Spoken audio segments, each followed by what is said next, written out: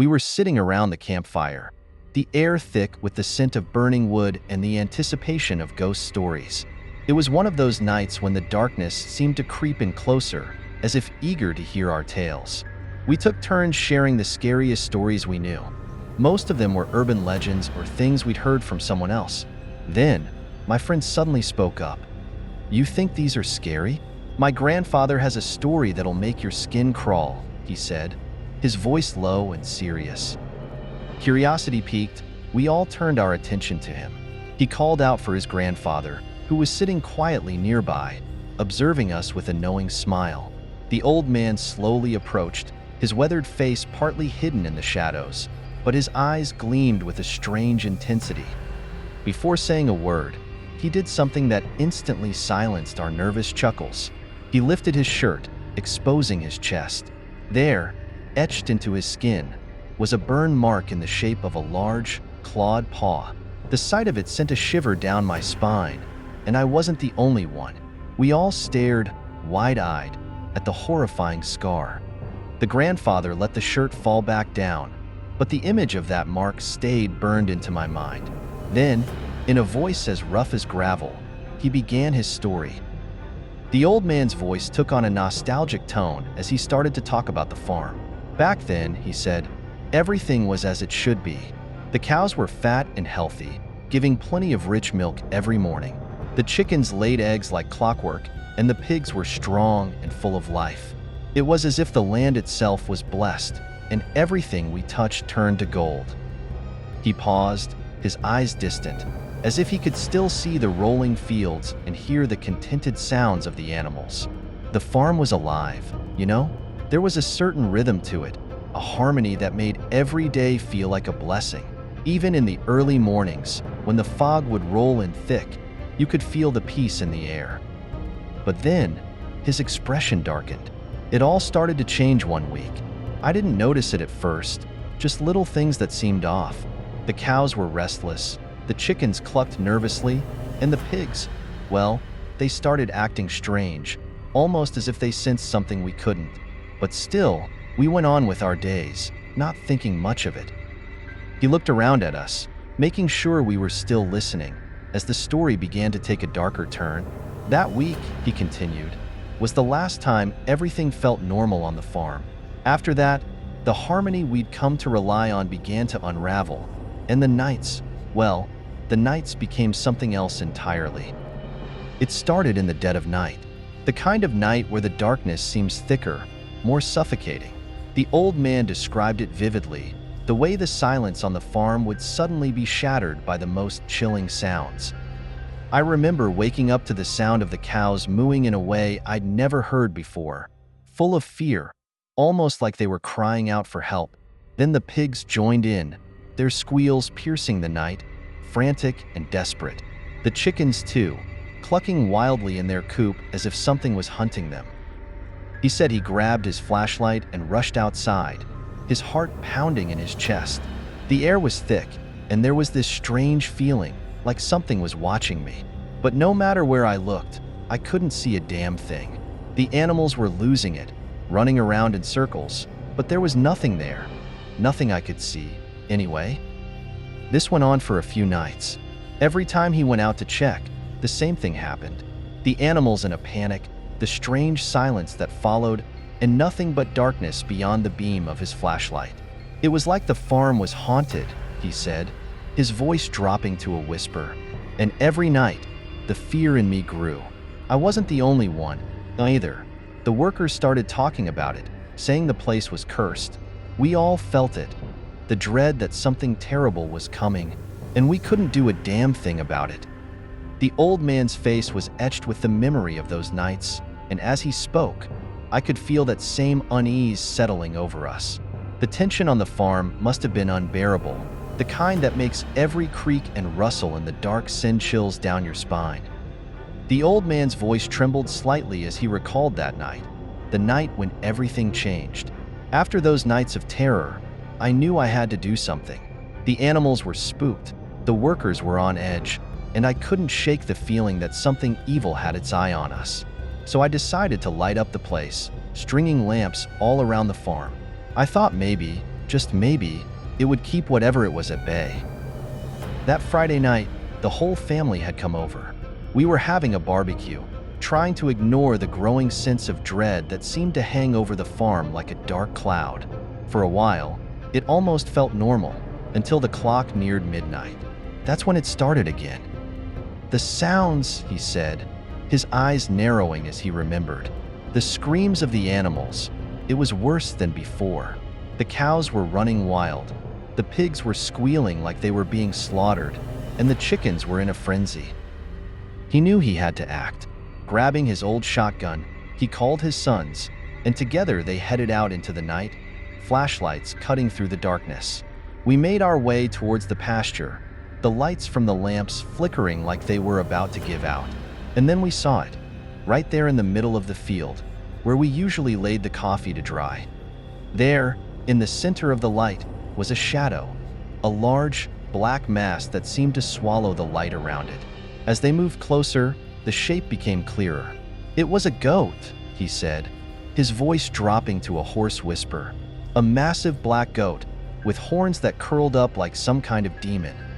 The goat was unlike any he had ever seen. It didn't just stand there on four legs. It rose up on two, towering over them like a man, its eyes glowing a sickly red. "It looked right at me," he said, his hands shaking slightly. Its eyes were full of something evil, something unnatural. He knew he had to act fast. As the creature charged, the old man raised his shotgun and fired.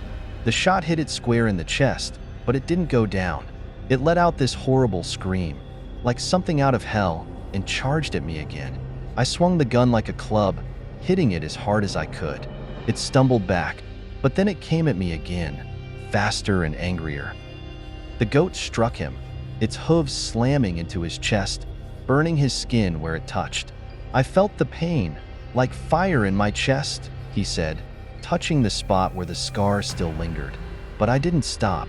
I hit it again and again, until finally it fell back and ran, crashing through the fence and disappearing into the night." The old man's voice trailed off, and we all sat there in stunned silence, the weight of his words sinking in.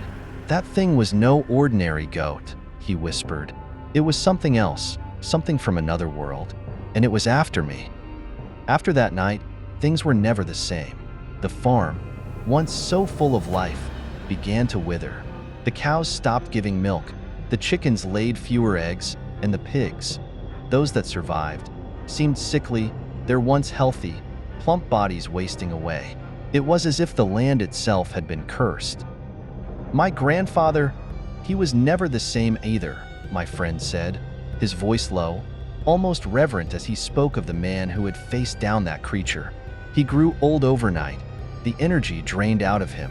He would spend hours just sitting on the porch, staring out at the fields as if he was waiting for something, or someone." No one ever spoke of the black goat again, not out loud, but the memory of it hung over the farm like a shadow, a constant reminder of that night. The workers started to leave, one by one, and soon, only the family was left to tend to the failing land. The old man, my friend's grandfather, kept his silence about what had really happened, no matter how much we tried to pry. He never explained what had brought that creature to their doorstep, what dark secret he had buried deep within himself. Whatever it was, it haunted him until the day he died, my friend said. He never told anyone the full story, and I think he took it to his grave. His sons, my friend's uncles, were left with nothing but questions and a sense of unease that lingered long after their father was gone. They whispered among themselves, wondering if he had tampered with something he shouldn't have, if the old man had called down some dark force upon them. But they never found any answers, just a decaying farm and the memory of that terrible night. Now, the farm is just a shadow of what it once was, a place of whispers and unease. "We still don't know what really happened," my friend admitted, looking around at us with a mix of fear and uncertainty. "But whatever it was, it left a mark on our family, a mark that might never fade." As he finished, the silence that followed was heavy, filled with the weight of the mystery that would never be solved. His grandfather's secret died with him, leaving only a chilling story and a lingering fear that maybe, just maybe, some things are better left unknown.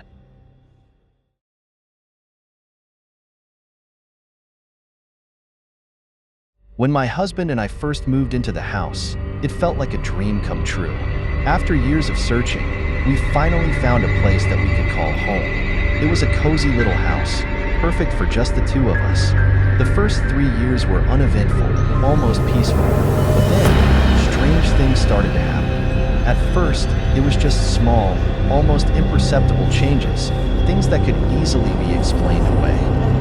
A shoe out of place, a door left ajar, a draft where there shouldn't have been one. But soon, these little signs began to add up, and the comfort we once felt in our home slowly turned into a sense of unease. It started with the water.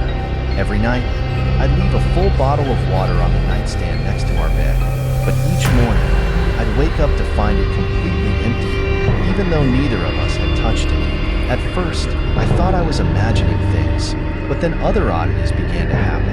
Shoes I knew I'd left by the door would somehow end up in different rooms. And then, there were the roaches. They appeared out of nowhere, in numbers that made my skin crawl. It wasn't just a few.